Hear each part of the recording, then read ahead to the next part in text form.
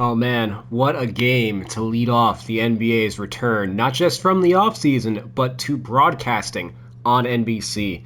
I felt the telecast was a lot better than what we've seen from TNT over the last however many years. I thought Jamal Crawford and Mike Tirico were great. Jamal Crawford even had good chemistry with Reggie Miller. Reggie was somehow like actually bearable on this broadcast. So overall, really exciting to see the NBA back on NBC. It was ring night for the Oklahoma City Thunder in Houston. We saw the debut of Kevin Durant for them. It was a case of big ball for the Rockets versus small ball for the Thunder. And the Thunder prevailed in double overtime, 125 to 124. For OKC, no Jalen Williams out with the wrist injury. Also, no Isaiah Joe. So they were without a lot of guys in this game. Shai Gilgeous-Alexander establishing himself as the MVP. I thought he was Jordan-esque. He utilizes the mid-range jumper in a way that few guards really have, and he does so as like a penetrating guard. So while he's not quite as athletic as Michael Jordan, he's about the same size and does a lot of similar things on the court. Rough shooting night for his standards, but he took over in the fourth and overtime with 24 points in the fourth and OT. 35 for the game, 5 rebounds, 5 assists, 2 steals, 2 blocks. 12 to 26 from the field, 1 for 9 from 3. So a lot of contested threes didn't go in for him. And then an uncharacteristic 10 of 14 from the free throw line. He was a 90% free throw shooter last season, so off to a slow start there. Part of the reason why the game went into double overtime is both teams had some clutch struggles, otherwise shooting the ball pretty well overall from the free throw line. But Shai did all that in 47 minutes, looking like he might be poised to repeat as the MVP. Chet, he looked good in the half court in this game. A lot of mid-range jumpers. He had 28 points, 7 rebounds, 11 of 17 from the field, 2 of 5 from 3, 4 of 4 from the line, played 39 minutes. Solid number 2 option with Jalen Williams sidelined. He did sign that extension during the offseason that a lot of people probably don't think he deserves as a max contract, but I think he's going to show that he's well worth it this season.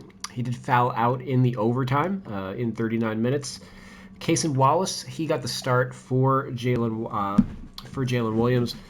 His ball pressure was vital in the game. Had 14 points, 7 rebounds, 5 assists, 4 steals, 3 threes, and played 42 minutes. Lou Dort had an off shooting night, but he was glued to Kevin Durant all night. 6 points, 2 of 12 shooting, 0 for 8 from 3, but played 45 minutes of tough defense. Isaiah Hartenstein battled Steven Adams all night. He had 6 points, 9 rebounds, 6 of them on the offensive glass. Played 37 minutes, although he also fouled out during the overtime. Alex Caruso, 30 minutes for him, was defending Alperen Sengun at power forward down the stretch of this game. He would check in for Hartenstein for defensive purposes. That's right, they were running Chet at the 5, Caruso at the 4, and then they would use Hartenstein on the offensive end where he was cleaning up on the glass. So aside from that, the bench didn't really... Well, A.J. Mitchell, he had a really good game. 16 points, 6 of 12 from the field, 16 points in only 15 minutes. Important to get that kind of scoring out of him, especially when SGA goes to the bench. So he was a bright spot. Just keep an eye on that. If he has like another couple good games, we definitely got to boost up his 73 overall rating. We saw a 4-guard lineup in the second quarter of SGA, AJ Mitchell at the 2, Cason Wallace at the 3, and Lou Dort at the 4, with Isaiah Hartenstein at the 5. So yeah, small ball versus big ball in this game. The closing lineup, for what it's worth, in the fourth was... actually, I'm sorry, I went over that already. It was the starters plus Hartenstein and Caruso swapping in and out. Caruso was pretty impressive in this game. Again, We saw a similar defensive strategy against the Denver Nuggets, where he was the one guarding Nikola Jokic, and that forces he actually kind of holds his own, and everybody else kind of gets to stay at home on their man. The Rockets, who we'll get to right now, they kind of struggled a little bit in the half court, aside from Alperen Şengün, who it's worth noting the Rockets. So I keep saying that they went big ball. It was the biggest starting lineup in NBA history. We had Amen Thompson, Kevin Durant, Jalen Smith Jr., who was a power forward last year. Kevin Durant was also a power forward last year. Alperen Şengün's at the 4, and then Steven Adams at the 5. Amen Thompson also played a decent amount of 4 in this game. He was the smallest guy on the perimeter at 6'7". KD is the 6'11" shooting guard. But on the note of Şengün, he was Şengüning all over OKC's face. Career high, 5 three-pointers made, tied his career high with 8 three-pointers attempted. He had 39 points, 11 rebounds, 7 assists, 2 steals, and a block. 12 of 24 from the field, 5 of 8 from 3, 10 for 11 from the free throw line. Only shot 69% from the free throw line last year. So 91% through one game this year. Keep an eye on that, as it seems he's much improved as a shooter across the board. He was a team best +9 in 49 minutes. And it's worth noting that his three-point volume last season, you see I have him here with a 64 three-point rating. If we head over to his three-point tendency, he only attempted 1.4 threes per 36 minutes last year, 1.7 for his career. He took 8 in this game, and he looked comfortable doing it. So very clear that he's very much improved as a shooter, which is great for Houston because they need him to stretch the floor if they're going to be playing him at the 4 next to Steven Adams.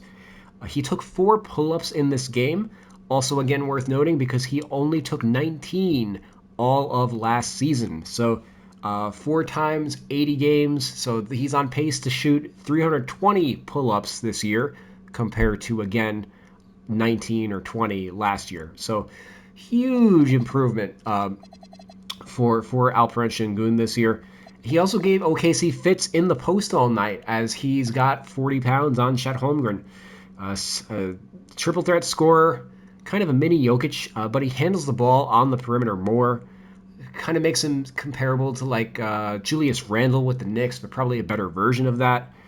Looking like he might be Houston's best player this year, even though they brought on Kevin Durant, one of the all-time greats. So, yeah, very, very interesting development for Şengün, and I'm going to make some tweaks to him in a moment. But let's just cover the rest of the Houston Rockets. Kevin Durant made his debut for the team, and he was a little quiet. Lou Dort was covering him. The OKC defense is really tough. 23 points, 9 rebounds, 3 assists for KD.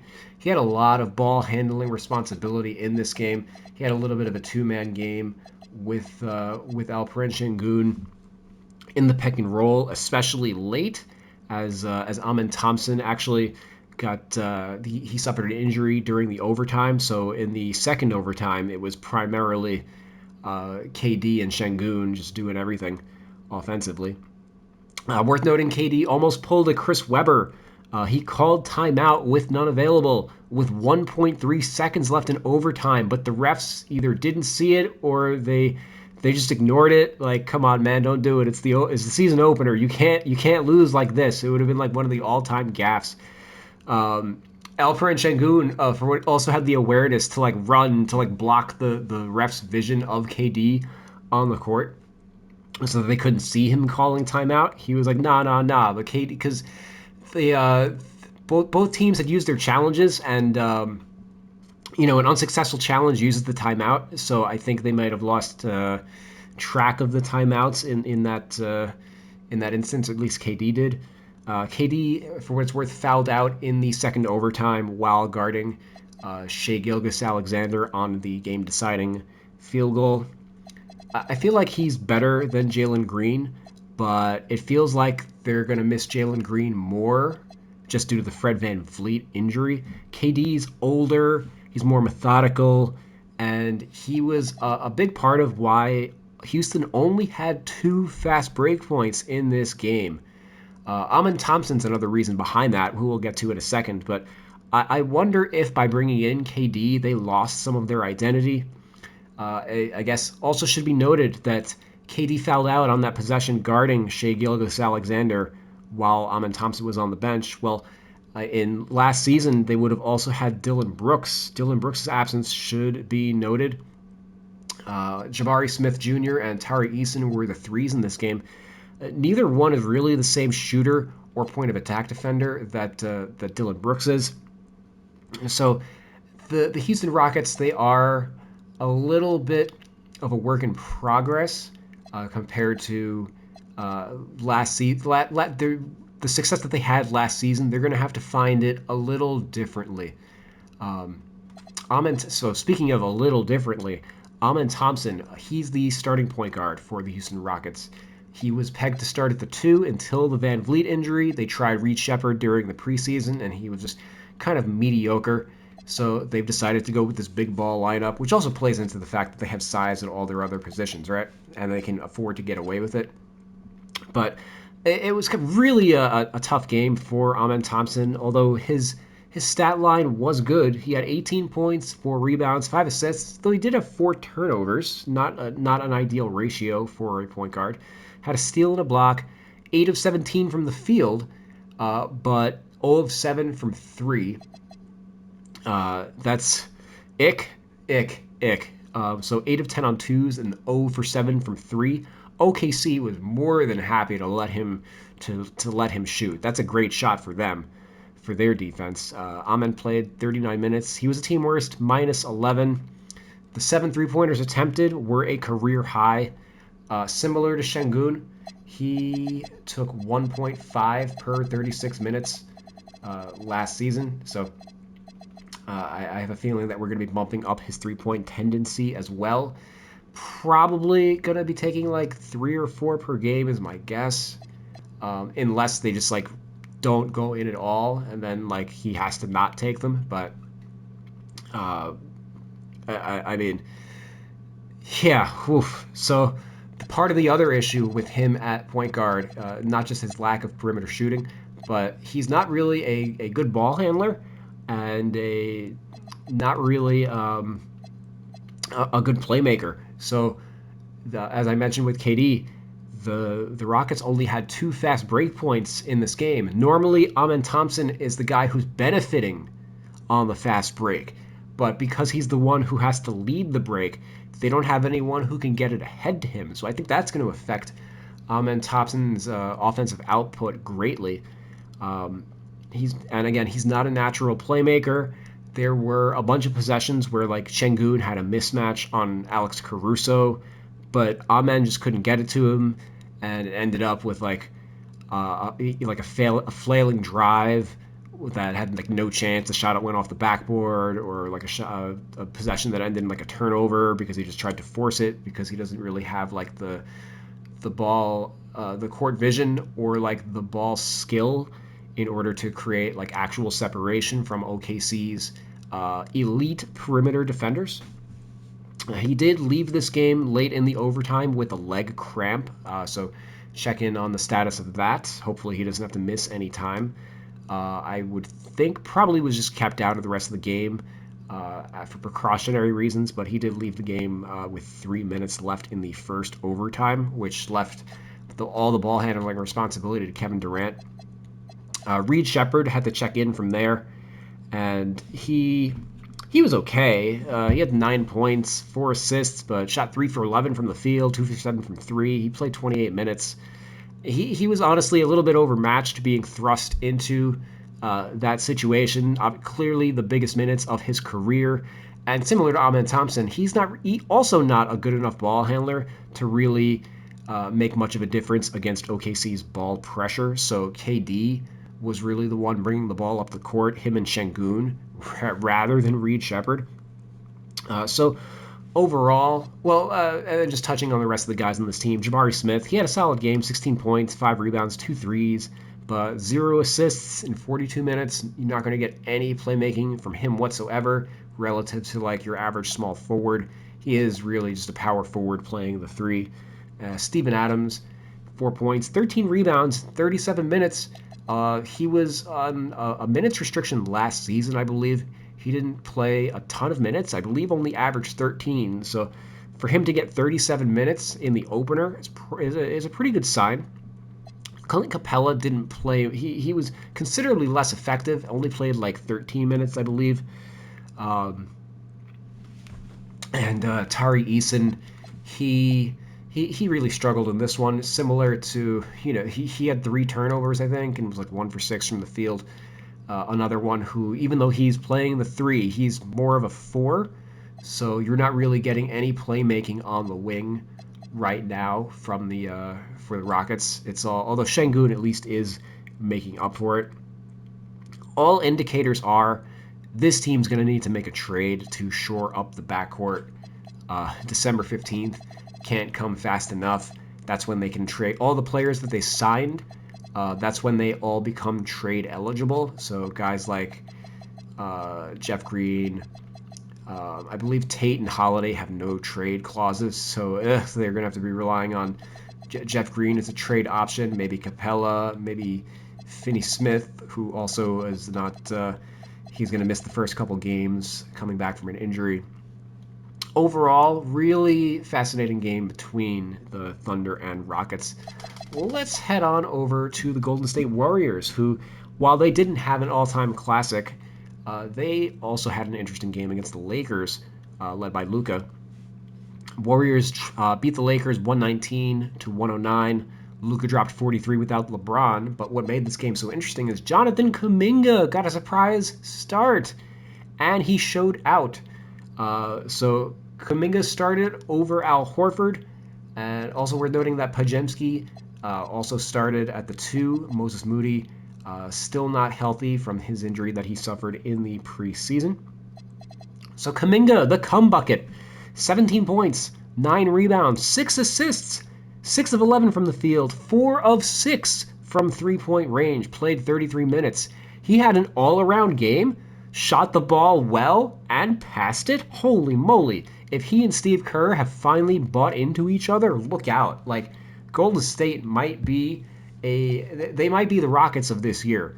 Like that team that was supposed to win like maybe 45 games. They could be one of those sleeper like top 3 teams in the Western Conference, of course assuming everybody stays healthy. I like Al Horford coming off the bench because at 39 years old, their front court was between Butler and Green was just going to be too old. I think it's good to stagger these guys a little bit. So they have the athleticism of Kuminga and Podziemski in that starting lineup, and also Moody is going to figure in there as well. Butler, he looked the part of an all-star this game. 31 points, 5 rebounds, 4 assists, 7 of 14 from the field, 1 of 2 from 3, 16 for 16 from the free throw line, the original free throw merchant. He was in Miami form tonight, played 35 minutes. Should be noted that Luka Doncic was his cross-match. Luka's not exactly the best defender. Steph Curry struggled a little in this one. 23 points, at least for his standards. He was held to 23 points in 32 minutes. Draymond Green had an all-around game in his start at center. 8 points, 7 rebounds, 9 assists, 1 steal, and 2 blocks. Podziemski, he had 7 points, played 32 minutes, probably had his hands full guarding Luka and Austin Reeves this entire game. Buddy Hield had 17 points, hit 5 threes off the bench, making up for the absence of Moses Moody. Al Horford was quiet, 5 points in 20 minutes off the bench, but like I said, I think it's probably just better to start Kuminga, especially depending on the matchups. Like I think Kuminga is a pretty good matchup for like Rui Hachimura and what the Lakers are doing. But let's head on over to those Lakers. So really big game for Kuminga. Huge game for Luka Doncic. 43 points, 12 rebounds, 9 assists, 3 turnovers, 2 steals, and a block. 17 to 27 from the field, 2 for 10 from 3, 7 to 10 from the free throw line. 41 minutes for Luka. Played a really dominant game. Him and Reeves combined for 69 points, but the Lakers didn't get much help beyond that. Reeves, for his part, had 26 points, 9 assists. He was the backup point guard, essentially. Anytime Luka hit the bench, 9 of 16 from the field, 7 of 10 from the free throw line. Played 36 minutes. Overall, looked the part of a solid number 2. LeBron James is going to miss the first month of the season due to his sciatica injury. Without him, though, the rest, somebody else on the team has got to step up. It wasn't DeAndre Ayton in this one. He had 10 points, 6 rebounds, but had 4 turnovers. Played 34 minutes. Rui Hachimura was quiet with 9 points in 36 minutes. Gabe Vincent was the other starter in this game. He's going to be starting while LeBron is out. He played 29 minutes, had 3 points, hit a three, but he was there for his defense. He held Steph Curry to his relatively quiet night, and yeah, the rest of the Lakers, like Vando struggled. Laravia was okay. Dalton Connect was a DNP coach's decision. Maxi Cleve was going to miss the next 2 weeks, and then Jackson Hayes didn't do anything of note. So, yeah, the Lakers are pretty thin. They're going to need Luka and Reeves to basically average 70 points a night for them to have a chance most nights, and then somebody like Hachimura or Ayton's got to at least chip in 15.